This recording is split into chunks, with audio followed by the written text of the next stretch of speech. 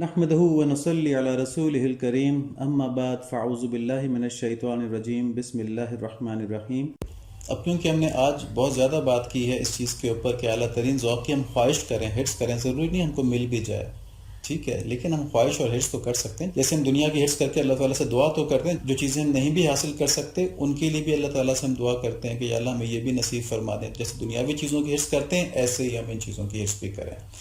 اب اس اعلیٰ ذوق کے درجے کو سمجھنے کے لیے کہ آدمی صرف اور صرف اللہ تعالیٰ کے ساتھ لگ جائے اور دنیا کے سارے وسائل اپنی ضرورتیں پوری کرنے کے بعد اللہ تعالیٰ کا تقرب حاصل کرنے میں خرچ کر دے، ہم دیکھتے ہیں کہ قرآن شریف نے ہمیں دنیا کی اور آخرت کی حقیقت جو ہے اس کے بارے میں کس طرح بار بار مطلع کیا ہے اور متفکر کیا ہے، ہمیں سوچنے کی دعوت دی ہے کہ دنیا عارضی ہے اور آخرت کمانے کی جگہ ہے، اس کی خاطر آخرت میں کمی مت ہونے دو، یہاں کی راحت اور مزے آخرت کے مقابلے میں کوئی حیثیت نہیں رکھتے، تو اس کے ناقص حسن کی لذت میں پڑھ کر اپنی آخرت کی ترقی سے غافل نہ ہو۔ ترقی سے غافل، ایک تو ہے نا بچانا اور ایک ہے ترقی آخرت کی، تو آخرت کی ترقی کی فکر کرو۔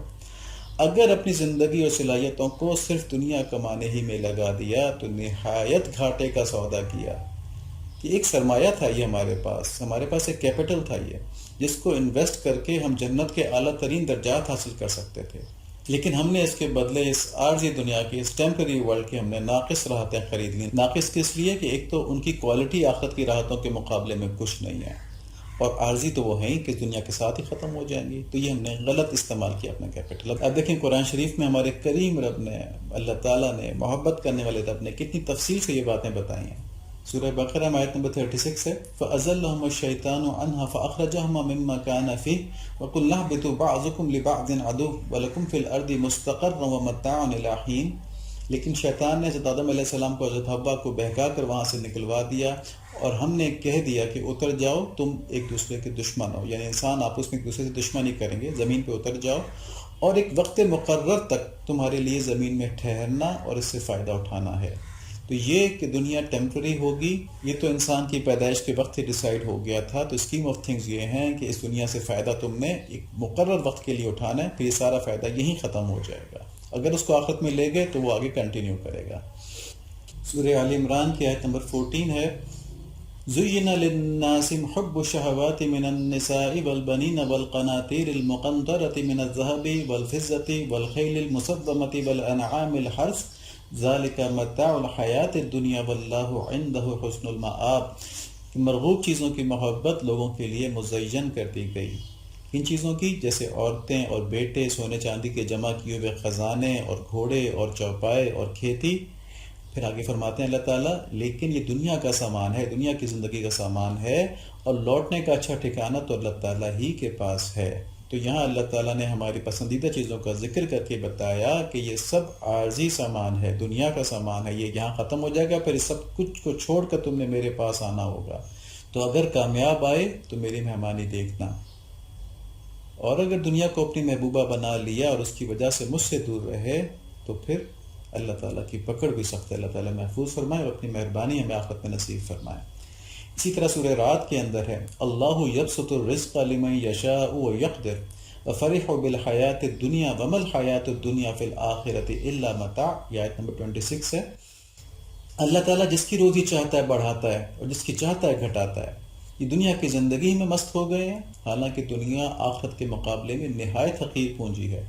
تو یہاں فرمایا کہ دنیا کی زندگی میں ہی مست ہو گئے ہیں، یعنی تمہاری روٹی، تمہاری روزی دنیاوی تو میرے ذمہ ہے، میں جس کی چاہتا ہوں زیادہ کر دیتا ہوں، جس کی چاہتا ہوں کم کر دیتا ہوں، جو تمہارے مقدر میں وہ تم کو میں دوں گا۔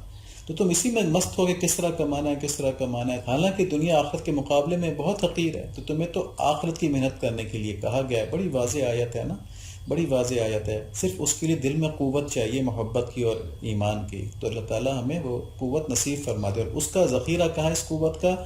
اس کا ذخیرہ اہل اللہ کی صحبت اور ان کے بتائے ہوئے اذکار کے اندر ہے، اس کے بغیر یہ چیز آج کل نہیں مل سکتی۔ سورہ مومن کی آیت نمبر 39 ہے، یا قوم انما هذه الحیات الدنیا متاع وان الآخرۃ هی دار القرار۔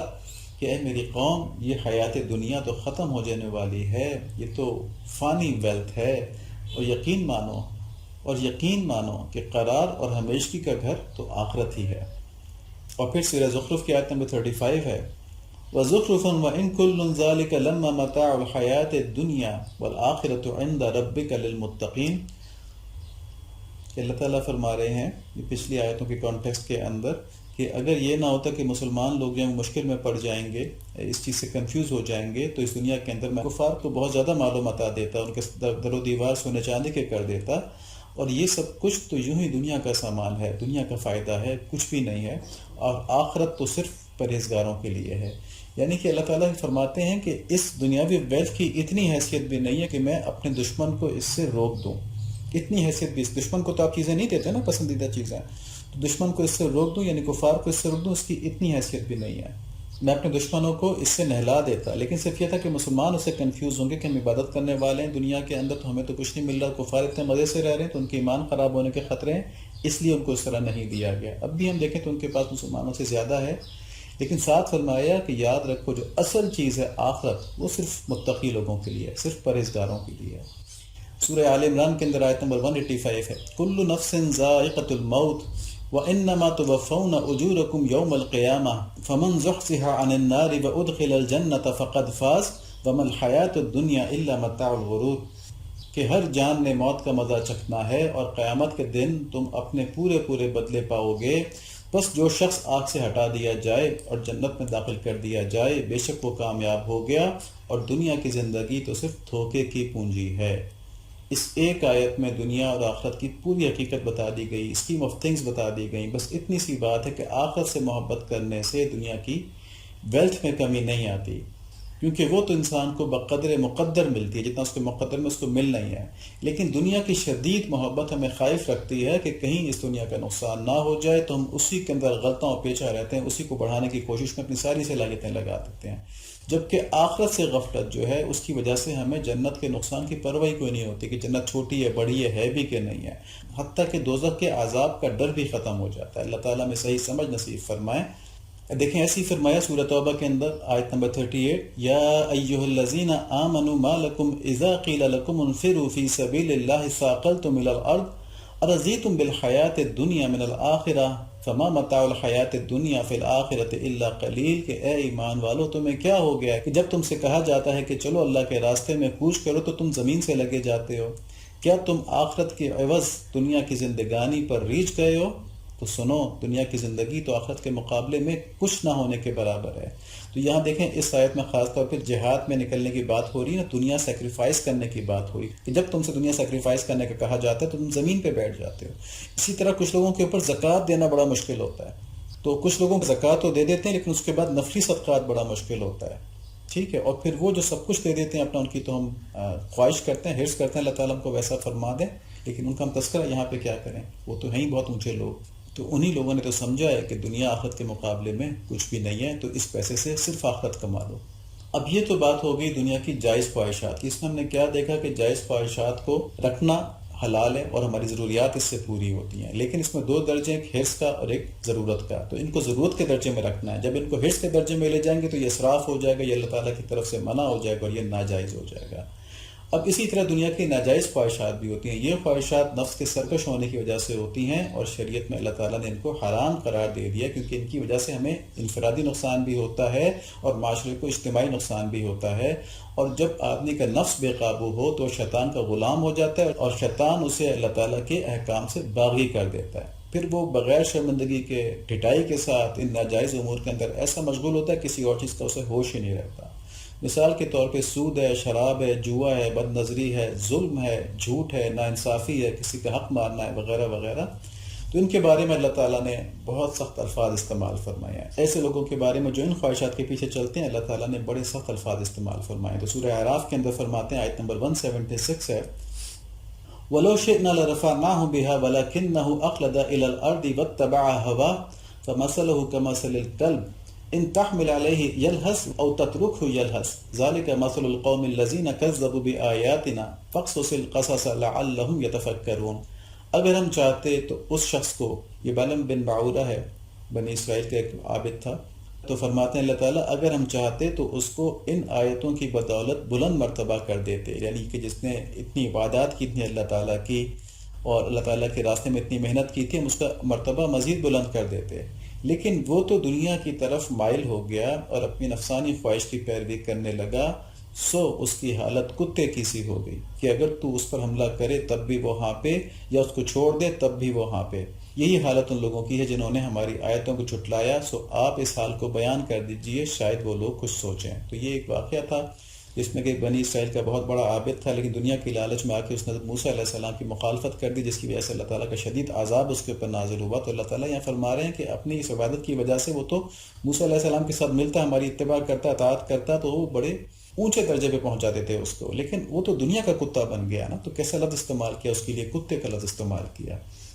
اسی طرح سورہ جاثیہ کے اندر ہے آیت نمبر 23، افرأیت من اتخذ الہہ ہواہ واضلہ اللہ علی علم وختم علی سمعہ وقلبہ وجعل علی بصرہ غشاوۃ فمن یہدیہ من بعد اللہ افلا تذکرون۔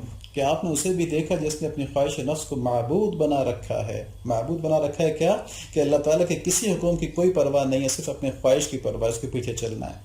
اور جب اس نے ایسا کیا تو اللہ تعالیٰ نے اس کو گمراہ کر دیا، اس کی تمام تر صلاحیتوں کے باوجود۔ دیکھیں نا، فرعون ہو گیا، نمرود ہو گیا، صلاحیتیں تو ان کے اندر تھی نا، بڑے کامیاب بادشاہ تھے، لیکن جب اللہ تعالیٰ کی مخالفت کی، اپنی خواہش کو معبود بنایا، تو اللہ تعالیٰ نے گمراہ کر دیا۔ فرماتے ہیں کہ ان کے کان اور دل پر مہر لگا دی اور ان کی آنکھ پر بھی پردے ڈال دیے۔ اب ایسے شخص کو اللہ کے بعد کون ہدایت دے سکتا ہے؟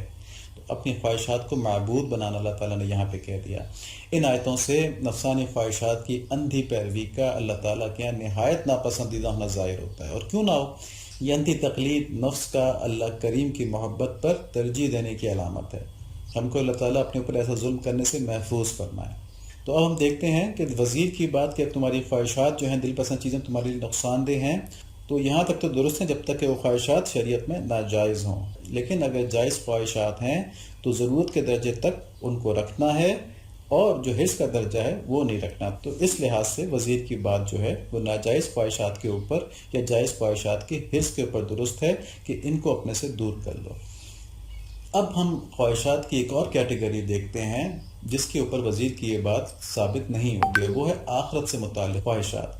یہ جب قلب کے اوپر روح کی جو اللہ تعالیٰ کی محبت ہے اس کی روشنی پڑتی ہے تو قلب جو ہے وہ اس عبدیت کی روشنی سے جگمگا جاتا ہے، نور پر نور بن جاتا ہے، روشن ہو جاتا ہے۔ پھر اس میں اللہ تعالیٰ کی رضا کے سوا، اللہ تعالیٰ کے قرب کے سوا کسی اور خواہش کے سر اٹھانے کی ہمت ہی نہیں ہوتی، اور اسی کو کاملین کا قلب کہتے ہیں۔ اور اللہ کریم کی جو قرب ہے، ان کی جو رضا ہے، اس کے متعلق جو خواہشات ہیں وہ تو مطلوب ہیں، وہ تو محمود ہیں، وہ تو چاہیے، وہ تو اللہ تعالیٰ کو پسندیدہ ہیں۔ تو ان کے اوپر تو یہ وزیر کی بات صادق آ ہی نہیں سکتی کہ یہ خواہشات تو ہم نے رکھنی ہے۔